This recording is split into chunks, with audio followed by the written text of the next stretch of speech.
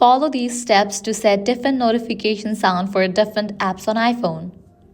First, launch your Settings app. Now scroll down, navigate to the option Notifications. Now scrolling down, you're gonna find the list of the apps that you have installed in your device. Now navigate to the app for which you want to change the sound.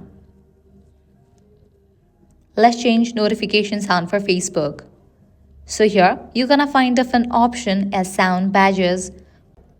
You can customize for these options sound badges, but you won't find the option to set a different notification sound for the app.